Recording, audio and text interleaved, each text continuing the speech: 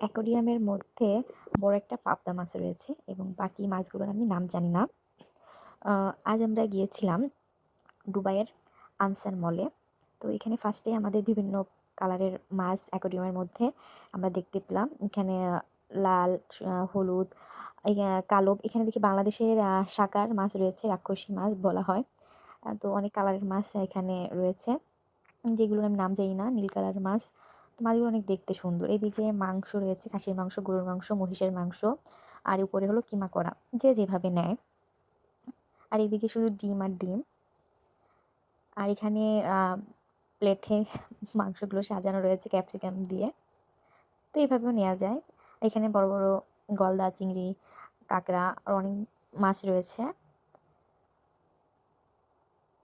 আর এখানে এগুলো আঙ্গুর ফল মনে হচ্ছে, কিন্তু আঙ্গুর ফল নয়, এগুলো হচ্ছে ছোট ছোট খেজুর।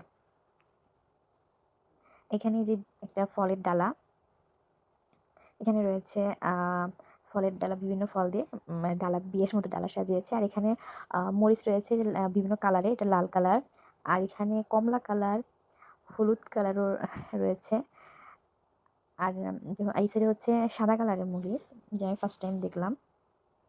আর এখানে যে আবার সবুজ কালারের একটু বড় মরিচগুলো, এগুলো মরিচের ঝাল নাই, কিন্তু এই যে ছোট ছোট যে সব মরিচ, এগুলো অনেক ঝাল রয়েছে।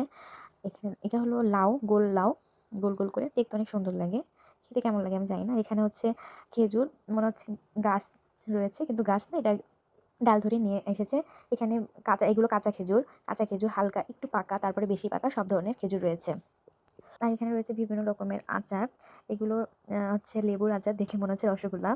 আর এখানে জাইতুনের আচার, বিভিন্ন সবজি দিয়ে এখানে আচার বানিয়েছে।